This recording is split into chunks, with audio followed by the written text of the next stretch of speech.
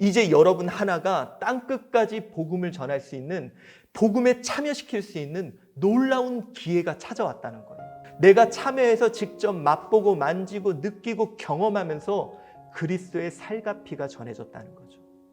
여러분, 지금 이제 이 시대가 찾아왔습니다. 분명히 코로나 핑계가 사라진 날이 올 것입니다. 그때 후회하시겠습니까? 아니면 우리에게 주어진 이 마지막 골든타임, 여러분 준비하시겠습니까?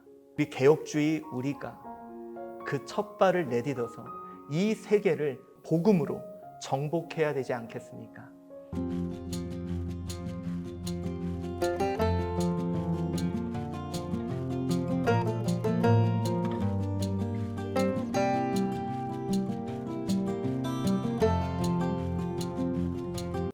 오늘 우리가 고민해야 될 것이 있습니다. 아까 제가 그랬죠. 새로운 세상이 찾아왔다. 새로운 언어, 이 시대에 새로운 언어가 우리에게 필요하다. 세상이 달라질 때요, 대부분 이것으로 달라집니다. 구석기, 신석기, 청동기, 철기, 아시죠? 가치관과 생활 방식이 달라진 새로운 세상이었습니다. 뭐에 따라 세상이 이렇게 달라졌는지 아세요? 도구, 어떤 도구를 사용하느냐에 따라서. 그것처럼 우리가 소통하는데 어떤 도구를 사용하느냐에 따라 세상의 언어는 달라졌어요. 세상은 달라져요. 대표적으로 이겁니다. 음성 미디어라 그래서 말로, 이제 여러분 원래요, 복음은 캐리그마, 말로 선포돼야 되는, 그렇게 소통되던 시대를 거쳐옵니다. 그러다가 어떤 시대냐, 양피지나 파피루스에 목욕재게하고 그것을 기록하던 그런 식으로 복음이 소통되는 시대를 맞이해요. 그러다가 어떤 시대를 맞이하느냐, 구텐베르크에 의해서 인쇄 미디어로 그것이 찍혀서 그것이 종이책으로 복음이 소통되는 시대를 맞이합니다. 그러다가 영상 미디어 시대로 그것이 저 섬 외지까지 안테나가 세워지고 세상 곳곳에 복음이 들어가는 시대를 맞이하게 돼요. 그리고 드디어 여러분 손에 스마트폰이 쥐어지면서 그걸로 애니팡을 하는 순간부터 소셜미디어 시대가 우리에게 찾아오기 시작한 거죠. 자, 여러분, 이렇게 새로운 소통의 도구가 우리 손에 들어올 때 우리는 새로운 미디어로 소통하기 시작했고, 그로 인해 세상은 달라지고 언어가 달라졌다는 거예요. 자, 여러분, 대표적으로 이겁니다. 자, 필사미디어. 혹시 여러분들 이거 아세요? 필사미디어가 뭐냐면 목욕재게하고 성경을 이렇게 양피지와 파피루스에 기록하죠. 그러다 보니까요, 성경 66권을 전체를 가지려면 지금으로 따진다면 한 10억 정도의 돈이 필요했대요. 자, 여러분, 10억 정도 돈 혹시 있으세요? 없으세요? 없으시죠? 저도 없습니다. 그러니까 여러분, 이거를요, 아무도 가질 수 없기에 당시에 그것을 갖는 영주나 주교, 그 사람을 갖고 있는 사람, 그 정보를 갖고 있는 권위자가 그렇다, 그럼 무조건 네 하며 순종하는 형태로 복음이 소통되기 시작한 거예요. 자, 여러분 보세요. 그 참 재밌는 게요, 우리 대한민국 교회에는 이 모든 소통의 구조가 나타나고 있습니다. 제가 여러분들께 한번 볼게요. 대한민국에서 깐난쟁이 애기부터 100세 어르신까지 한 공간에 모여있는, 그런 사람들이 한 공간에 모여있는 데가 어디 있을까요? 그쵸? 교회밖에 없죠. 참, 그래서 교회가 소통이 힘들어요. 특별히 60대 이상 어르신들, 그 어르신들은 옛날에 손편지 쓰던 시대잖아요. 필사미디어. 그러다 보니까요, 여러분들 이 60대 이상 어르신들은 어떻게 소통을 하셨냐면 이렇게 하십니다. 야, 어른이 하라면 해. 야, 목사님이 하라면 해. 무슨 말이 많어. 이렇게 소통을 하세요. 여러분, 이게 잘못된 게 아니라 이 시대에는 이것이 최고의 소통 방법이었다는 거죠. 자, 여러분, 대한민국에서 이것으로 부흥했던 교회가 있습니다. 어딘지 아세요? 여의도에 있는데, 그 목사님의 영적 권위에 순종하며 불로불로 하면서 부흥했던 교회, 어디입니까? 여의도 순복음교회. 여러분, 이 시대에는 영적 권위, 그 권위자의 순종하는 것이 최고의 언어였던 거죠. 그러다가 어떤 시대를 맞이하냐면 인쇄 미디어 시대를 맞이합니다. 이 인쇄 미디어의 시대의 특징이 뭐냐? 여러분 이겁니다. 옛날에는 없었어. 근데 그걸 다 찍었어. 책으로 찍어서 한 권씩은 다 줬는데 이렇게 들여다보니까 알아요, 몰라요? 모르죠. 그러니까 누군가가 이거는 이거고 이거는 이거야. 이렇게 설명하고 설득하는 방법으로 소통하기 시작한 거죠. 자, 여러분 혹시 죄송하지만 이곳에 40대, 50대 계십니까? 예, 40대, 50대가 바로 이런 방법으로 복음을 소통하기 시작한 거예요. 이건 이거고 이건 이거야. 그래서 여러분들 끊임없이 그들은 옳은 걸 가리키고 이건 설명하고, 그래서 이분들이 그 영국 BBC에서 이분들을 뭐라고 얘기를 했는지 아세요? 두 글자인데 꼰대. 엄청 가리켜요. 그냥 끊임없이 설명하고 끊임없이. 여러분 지금요, 어쩌면 우리 한국교회가 인쇄 미디어를 기반으로 설명하고 설득하는 형태로 복음을 전달하고 있지 않나. 여러분 세상에요, 유튜브 영상을 만들어도 그 영상 속에서도 끊임없이 꼰대같이 설명하고 설득해.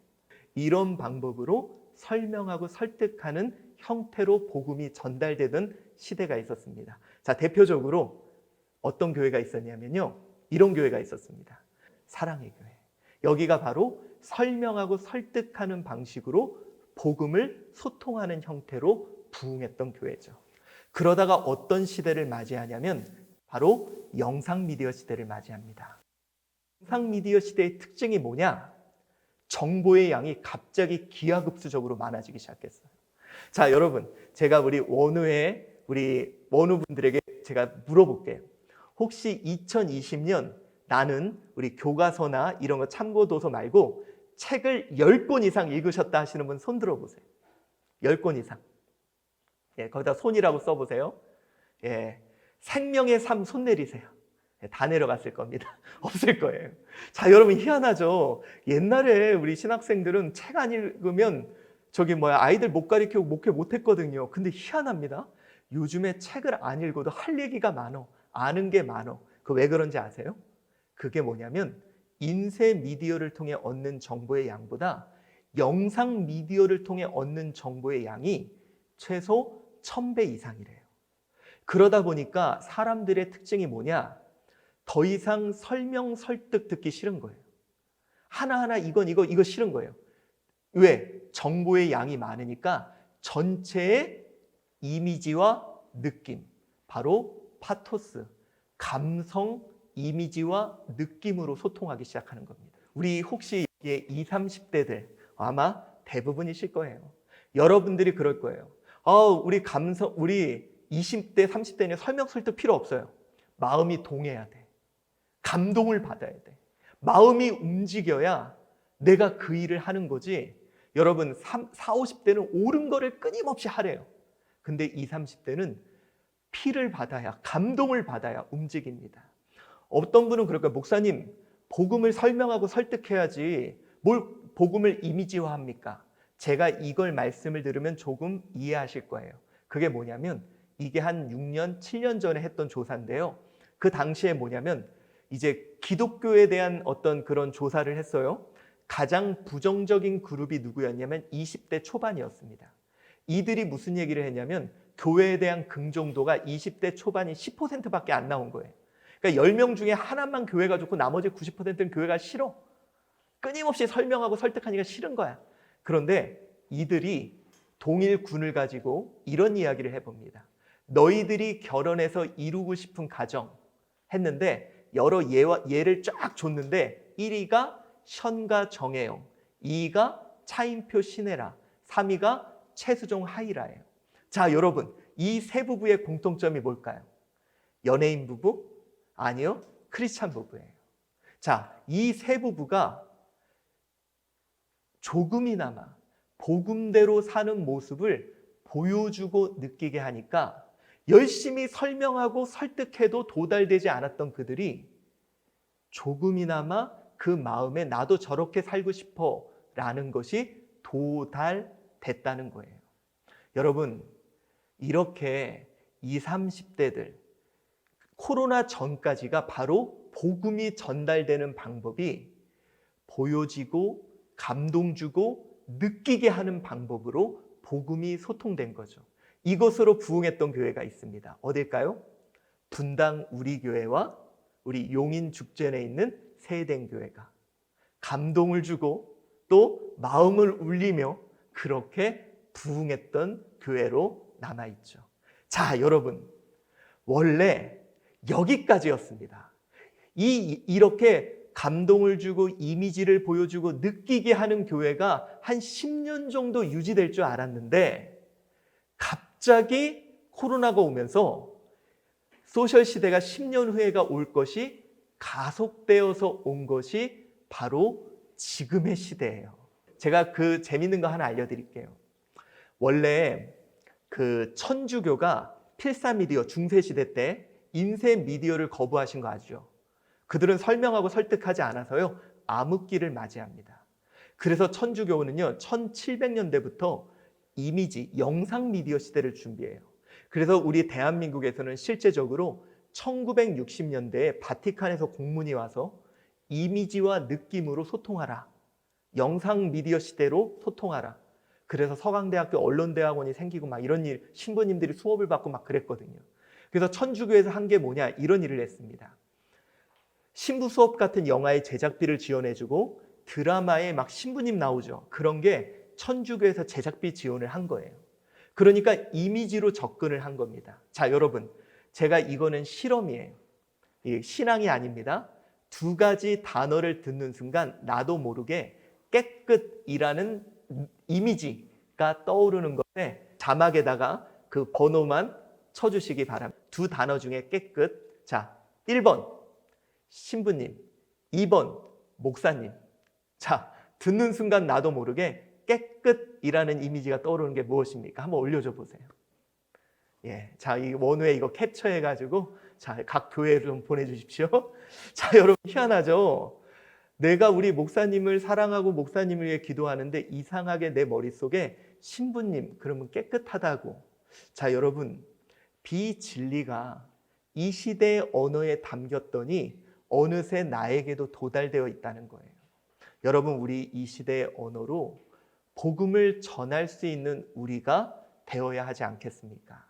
자, 이제 그런데 제가 여러분에게 이제 이 소셜 시대에 대해서 이야기하기 전까지 우리가 왜 이 코로나로 인해 찾아온 이 시대가 우리에게 이렇게 버겁냐면 기존 시대와는 전혀 다른 시대라는 거예요.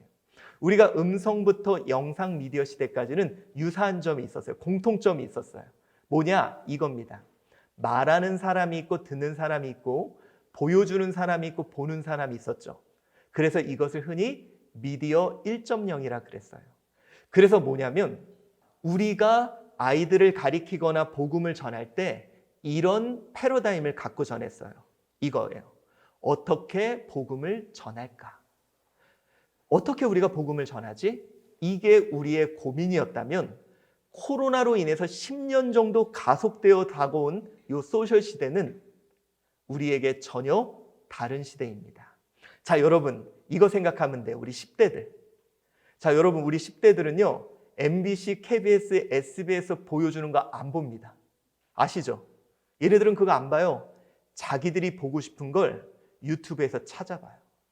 여러분 우리에게 찾아온 이 새로운 소셜 시대 10년 정도 가속되어서 우리에게 온 이 시대는 뭐냐? 그들이 직접 참여하고 그들이 직접 정보를 공유해야 되고 그들이 직접 공감해야 되는 거예요. 제가 여러분에게 다시 말씀드립니다. 우리 원우회 분들 지금 고민이죠. 나도 지금 편집 배워야 되나? 나도 지금 영상 배워야 되나? 나도 지금 장비 사야 되나? 고민 많으시죠? 근데 여러분 제가 말씀드릴게요. 아무리 여러분이 잘 만들어서 봐도 안 봐요. 아마 느끼실 거예요. 혹시 제가요 5교회를 유튜브를 분석을 했는데 정말 잘 만들었는데요 5분 지나면 시청자들이 다 떠나가요. 이 스마트폰이라는 도구는 보여주는 도구 아니에요. 영상 미디어 시대로 보여주는 도구였다면 크게 만들었겠죠. 이 도구는 보여주는 도구가 아니라 무슨 도구일까요? 참여시키는 도구예요. 참여시키는 도구. 자, 제가 이것을 어떻게 사용했는지 예를 하나 들어볼게요. 스마트폰을. 저희 교회에 권사님 한 분이 계셨어요. 그 권사님이 이제 평생 교회에서 함께 지내다가 요양원에 들어가셨어요. 여러분, 요양원에 들어가시면 어떻게 계시는지 아세요? 누워만 계세요. 제가 한 게 뭐냐? 이분이 교회를 너무 그리워해. 이걸로 참여시키면 되겠다. 그래서 교회 앞에 의자에 360도 VR 카메라를 갖다 놨어요. 그리고 그분한테 이거를 VR을 요거 요즘에 1,600원이면 사요. 여기에다가 핸드폰을 껴서 씌워드렸어요. 그러니까 그분이 이렇게 그 요양원에서 누워서 앞을 보면 우리 목사님이 설교를 하고 있어. 옆을 보면 우리 성도들이 다 예배드리고 있어. 내가 요양원이지만 가상으로라도 그 자리에 참여할 수 있는 거예요. 여러분, 이 도구는 보여주려고 만든 도구가 아니라 참여하는 도구로 쓰는 거예요. 우리 중고등부 아이들, 목사님 예배를 안 드려요. 당연하죠. 이걸로 보여주면 다른 거 본다니까요. 오히려 이걸로 아이들 이름 한번 불러주는 거. 누구야 참여했구나. 댓글 한번 써주고 이름 한번 불러준다면 그 아이가 거기 참여할 이유가 있는 거예요. 그래서 여러분, 우리가요, 매스미디어 방식으로 우리 그동안 어떻게 이들에게 복음을 전할까를 생각한다면 내가 매스미디어가 돼야 돼요. 커야 되고 내가 로고스, 파토스, 에토스 모든 걸 갖춰서 그들에게 보여줘야 되지만 이제는 그들을 어떻게 참여시킬까를 고민한다면 여러분, 저는 이 시대 놀라운 부흥의 시대를 맞았다고 확신합니다. 그래서 여러분, 우리요, 기존까지 우리의 패러다임은 어떻게 복음을 전할 거였죠. 근데 지금은 뭐예요? 어떻게 복음에 참여시킬까? 이것이 우리의 새로운 패러다임이 되어야 합니다. 여러분에게 꼭 하고 싶은 이야기가 있습니다. 이제 부흥의 시대가 찾아왔습니다. 기회가 왔어요. 기존에는 매스미디어, 방송국을 차려야 보여줄 수 있었는데 이제는 여러분이 복음으로 그들을 참여시킬 수 있어요.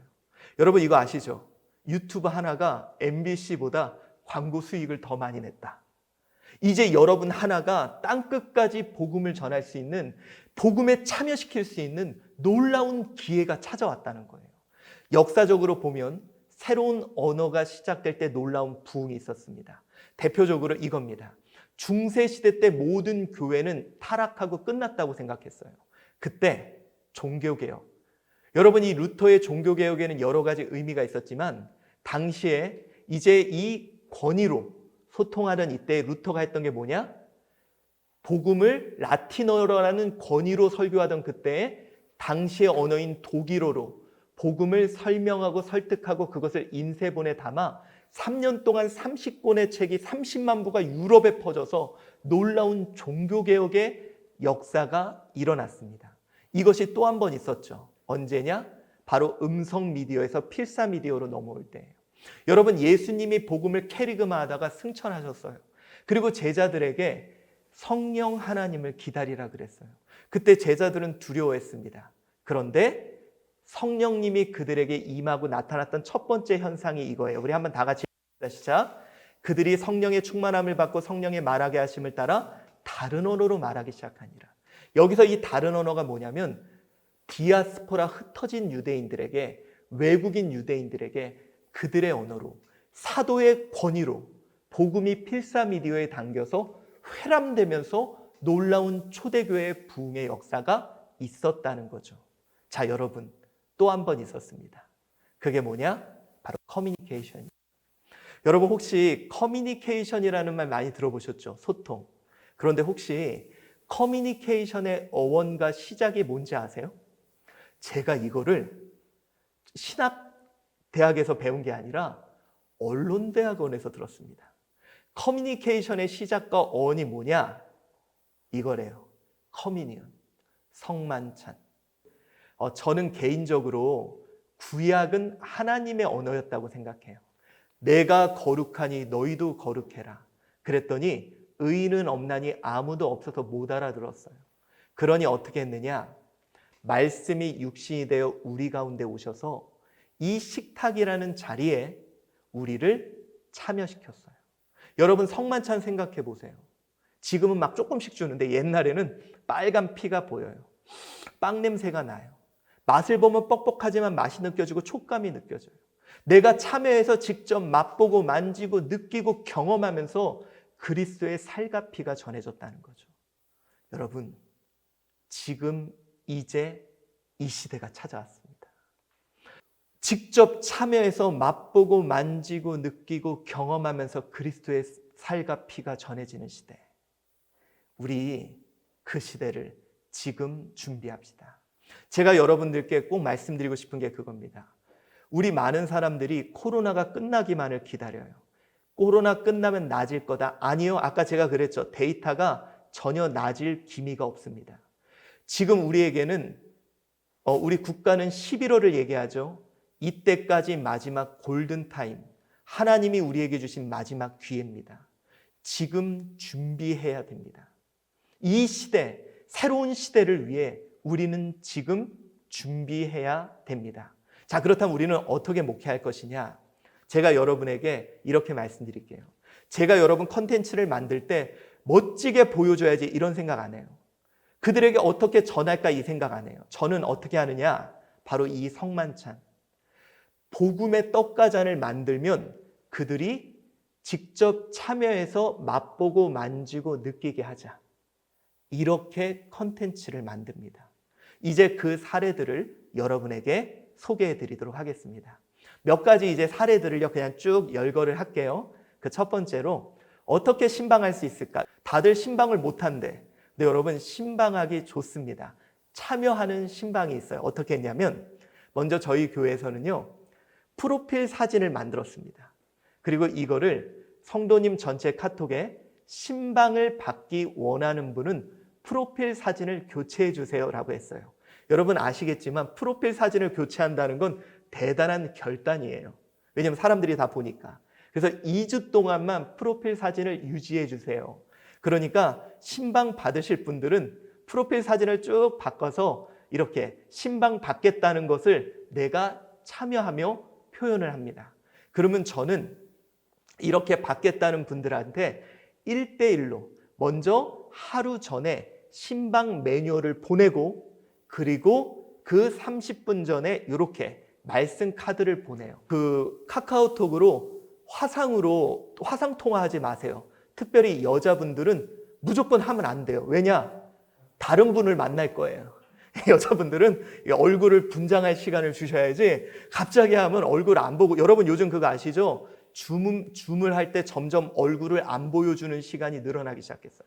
줌의 피로도가 점점 심해요. 그래서 전날 그리고 30분 전에 꼭 매뉴얼을 줘서 시작하고요. 그리고 신방 받은 분들은 교회에다가 이렇게 인증샷하고 선물을 마련해놔서 본인이 직접 그거 받아가고 인증샷을 올리는 것으로 참여형 신방도 해보았습니다. 그리고 요즘 저희 교회에서 제일 재밌게 하는 게 이겁니다. 신박한 성경 정리라고요. 이게 뭐냐면 가족끼리 모여요. 그리고 성경책을 꾸미는 거예요. 교회에서는 이렇게 그 매뉴얼하고 형광펜하고 삼색 볼펜을 제공해 줍니다. 그리고 제가 저녁 9시부터 10시까지 성경을 39절을 한 절에서 몇 장 그러면 전 가족이 모여서 전 연령대가 같이 모여서 몇 장 그럼 같이 찾아요. 그리고 자 줄 치세요 그럼 줄 쳐요. 어떤 단어에 빨간 펜 그럼 빨간색하고 파란색 그럼 빨간색 치고 그리고 중간중간 퀴즈도 내서 상품권도 싸줘요. 쿠폰도. 여러분 우리 가족들이 너무 1시간 동안 재밌게 논대요. 그리고 내 성경책을 예쁘게 꾸미는 거예요. 그러니까 뿌듯한 거예요. 점점 성경책 읽은 티가 나니까. 여러분 저희 교회에서 온라인과 또 오프라인을 함께 참여하는 형태로 만들어 봐서 아주 효과적이게 아주 재밌게 하고 있는 프로그램입니다. 또한 여러분 중요한 게 이거예요. 매뉴얼이 필요합니다. 우리가 참여가 중요하다고 그랬죠. 의외로 사람들이 참여하는 방법을 몰라요. 보통 핸드폰을 갖고 그동안 뭘 했냐면 누워서 보고 화장실에서 보고 침대에서 봤어요. 그러다 보니까 사람들이 예배를 드릴 때 이걸 보면서 누워서 보고 화장실에서 보고 침대 보다가 또 다른 걸 봐요. 그래서 어떻게 하느냐? 반드시 매뉴얼을 제공해 줘야 돼요. 예배 전에는 이렇게, 예배 때는 이렇게, 예배 끝나고는 이렇게, 옷은 어떻게. 그러면 희한하게 매뉴얼대로 해요. 그래서 참여할 수 있는 매뉴얼을 제공해주고, 두 번째는 뭐냐면 저희 교회는 전교인이 가정 예배를 드립니다. 어떻게 하느냐? 이게 이제 구글 폼인데 이렇게 하나씩 그 아예 매뉴얼과 영상과 그림과 모든 게 들어가 있을 수 있도록 그냥 클릭만 하면 따라할 수 있는 이런 구글 폼 가정 예배를 제공합니다. 그러니까 이 가정 예배를 이렇게 3분 설교, 안녕하세요, 가정 예배를 위한 5분 메시지, 이제 이 순서대로 성경 또 찬송 따라하고 5분 설교를 듣고 또 마지막에는 질문을 서로 가족끼리 나누고, 그리고 인증샷을 올려서요, 지금은 저희 교회 전 성도들이 가정 예배를 너무 행복하게 드리는 입소문이 나기 시작해서, 여러분 장점이 그거예요. 제가 고민이 이거였어요. 우리 작년까지만 해도 저희 교육자가 별로 없었거든요. 그래서 고민이 이거를 어떻게 하지? 어디에다 참여를 시키지? 가정이 있구나. 그래서 가정에서 참여할 수 있는 떡과 잔을 이렇게 해서 주니까 가정 예배가 쓰니까 주일학교가 문제가 안 되는 거예요. 이 구글 폼은 10분만 배우면 누구든지 만들 수 있습니다. 아주 좋은 도구입니다. 그리고 제가 이제 보여주지 말고 참여시키자. 이거는 제가 설교 협업이라고, 이거는 그냥 간단하게 말씀을 드릴게요. 제가 설교를 만들 때 어떻게 성도들을 참여시킬까? 그래서 월요일 날 설교 전체를 짜서 설교 협업팀을 만들었어요. 그래서 질문을 올리면 성도들이 그거에 대한 답변을 막 올려요. 예화는 이런 거, 뭐 어떤 거. 그래서 그러다 보니까 우리 성도님들이 저와 함께 기도하고 함께 막 답을 올리고, 여러분 참여하다 보니까 우리 목사님 설교가 최고예요. 심지어 어떤 분이 저를 별로 안 좋아하셨던 분도 설교 협업팀에 넣으니까 우리 목사님이 최고예요. 물론 제가 이분들이 올린 예화나 내용을 다 쓰진 않지만 그분들의 내용들이 이렇게 함께해서 설교가 만들어져서 더 풍성하게 되더라고요. 여러분들도 여러분 사모님이나 아니면 여러분 주위에 있는 사람들을 설교 협업팀으로 한번 해보세요. 상당히 효과적입니다. 자, 세 번째는, 이건 진짜 제가 코로나 때 너무 재밌게 했던 거예요. 제가 9년 전에 이걸 시도해봤다가 다들 말도 안 된다고, 예배 시간에 누가 핸드폰을 만지냐고 했던 건데, 뭐냐면 예배 시간에 도입 부분하고 결단 시간에 질문을 해요. 나를 위한 어떤 희생이 있었습니까?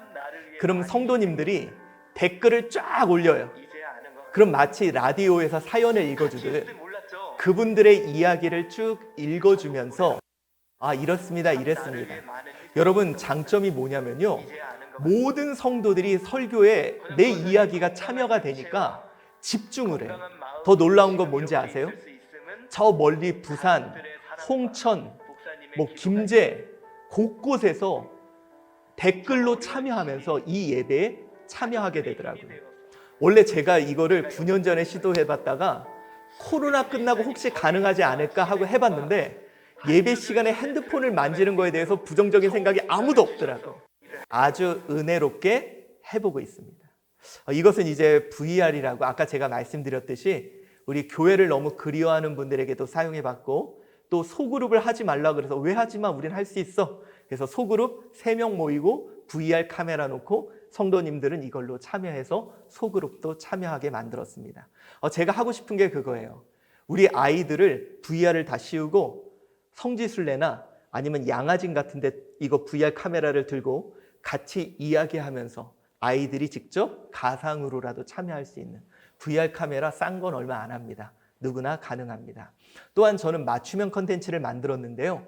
여러분 새신자 보통 왔다 안 왔다 미안해서 못 오잖아요. 그래서 저희는 이렇게 3분짜리 10주 가정을 만들어서 새신자가 오곤 안 오곤 매주 화요일마다 그분한테 보내주고 서로 대화를 나누면서 10주 동안은 항상 교회에 참여하게 만들었어요. 그러니까 정착률이 너무 좋아지더라고요.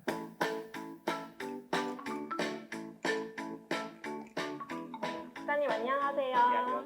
이렇게 네, 오늘은 예배는 무엇인가요? 헌금은 무엇인가요? 뭐 이런 식으로 10주짜리 컨텐츠를 만들어서 그분에게 맞춤형으로 제공을 해드리게 되었습니다. 그리고 제가 올해 이제 코로나가 딱 발생하자마자 이게 면역력이 좋아야 되겠구나. 그래서 저는 교리 교육하기 딱 좋은 시기다. 그래서 영적 비타민 소일이문답이라 그래서요. 우리 성도들에게 그러니까 구역에 이런 떡과 잔을 던져주고 성도들끼리 서로 나눌 수 있는 여러분의 이렇게 하루에 한 알 먹을 수 있도록 소일이문답, 교리문답을 우리 만들었습니다. 하나님은 어떤 문제를 없이해 주시는 분이 아니라 그 문제를 이길 힘을 주십니다. 이 소일이문답을 통해 영적 면역력을 키우면 어떤 어려움도 우리 이겨낼 거라 확신합니다. 오늘도 힘냅시다. 오늘 우리에게 주시는 질문은 이렇습니다. 제 7계명이 무엇인가? 여러분, 7계명 간음하지 말라. 예, 제가 이제 이런 프레지로 이런 설교자료나 이런 것을 만들어서 지금 미자립교회 목사님들 4,000명을 교육하고 이분들에게 이런 콘텐츠를 제공하고 있는 일도 하고 있습니다. 제가 요즘에 어떻게 설교를 하고 있냐면 이제 MR이라고 혼합 현실로 설교를 하고 있는데요. 이런 형태로 설교를 하고 더 있습니다. 놀라우신 반전의 하나님에 대한 꿈을 꾸시기 바랍니다. 우리 하나님, 반전의 하나님의 역사를 이루실 줄 믿습니다. 오늘 우리가 함께 봉독한 이제 에스더서 6장 6절로 11절까지 말씀이 바로 그런 내용이에요. 오늘 여러분 상황은 이렇게 흐릅니다. 우리 6장 5절 읽지는 않았지만 한번 우리 봉독해 봅시다. 이것은 시작. 제가 공감형 설교라고 우리 성도님들이 공감하면서 또 현실과 이 가상 현실과 혼합 현실로 참여할 수 있는 형태로 그렇게 설교를 진행하고 있습니다. 아레데 하만이 뜰에 섰나이다. 우리 원어를 보면요, 힘내. 이게 여러분들 왜 있네? 그러나 보라, 하만이 오메드, 그가 서 있느니라. 여러분, 이 얼마나 자기 이제 이런 식으로도 하고 있고요. 혹시 기회가 되면 유튜브에 한주교회라고 치면 이거 한주교회라고 치면 보실 수 있습니다. 자, 여러분, 우리 주일학교도 교육도 이런 식으로 하는데요. 이제 뭐 시간이 많지 않기 때문에 제가 간단하게 얘기해 드리도록 하겠습니다. 저희 교회 장점이요. 아이들이 금요일부터 교회를 오고 싶어 해요. 동네 주민들도 아이들을 보내고 싶어 합니다. 왜 그러냐면 저희 교회는 아이들도 참여형으로 교육을 합니다. 어떻게 하냐면요. 이런 거예요. 교육을 아이들에게 신앙을 가르치지 말고 하게 하자. 예를 들어서 저희는 드림 프로젝트라 그래서 8월 주제가 교회입니다. 그러면 아이들에게 교회를 가르치는 게 아니라 8월 한 달 동안 교회 신문을 만들어요. 첫 주 교회란 무엇인가 기획회의, 두 번째 주 취재. 그럼 아이들이 기자증을 갖고 전체를 취재를 다녀요. 사진을 찍고. 셋째 주 교회가 하는 일. 그럼 아이들이 신문을 만들어요. 넷째 주 교회는 하나. 그럼 얘네들이 배포를 하고 다녀요.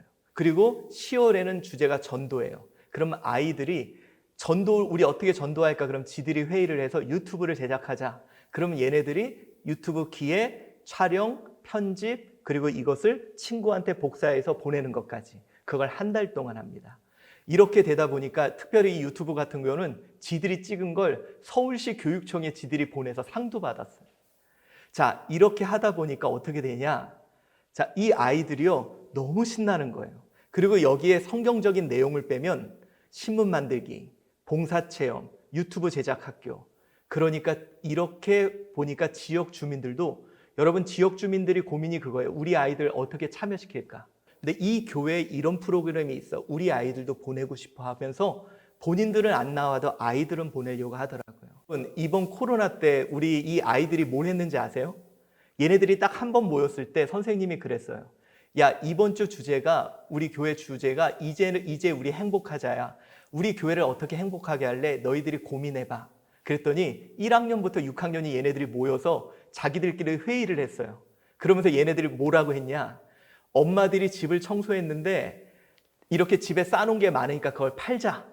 그래서 얘네들이 그걸 어디다 교회 카톡에다 올려서 팔아서 90만 원을 모았어요. 얘네들이. 그리고 얘네들이 지들이 회의를 해서 이걸 갖고 떡을 맞췄어요. 그리고 두 번째 모여서 얘네들이 전교인 떡을 나눠줬어요. 지들이 앞에서요, 이걸 나눠줄 때 너무 뿌듯해하는 거예요.